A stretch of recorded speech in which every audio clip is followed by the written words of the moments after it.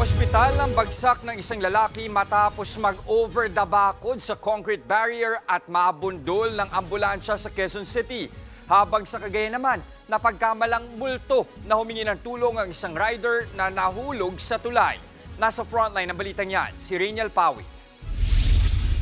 Sa pool sa dashcam ang lalaking ito na lumusot sa mga concrete barrier para makatawid sa highway sa Novaliches, Quezon City. Hindi niya napansin ang parating na sasakyan.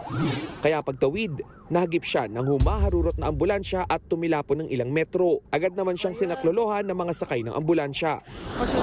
Nakahandusay naman at humihingi ng tulong ang lalaking ito nang abutan ng mga rescuers sa Bagao, Cagayan maghahating gabi nitong Huwebes.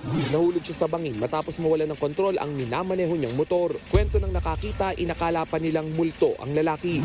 Pero nang balikan nila, dito na nila nakita ang sugatang rider na nakahandusay sa sagingan. Agad naman siyang naiahaw ng mga rescuer at nagpapagaling na sa Cagayan Valley Medical Center. Muntik namang mahulog sa dagat ang isang 10-wheeler truck matapos bumigay ang connecting lock na kumukonekta sa Roro at Pier. Nagmistulang nakalambitin sa pagitan ng barko at pantalan ang 10-wheeler na may lamang higit 1,000 sako ng bigas. Inabot tuloy ng halos 2 oras bago naalis ang truck sa ramp. Nagbabalita mula sa frontline, Rainiel Pawi, News 5. Mga kapatid, Jess De Los Santos po. Iba na ang may alam at may pakialam sa panahon ngayon.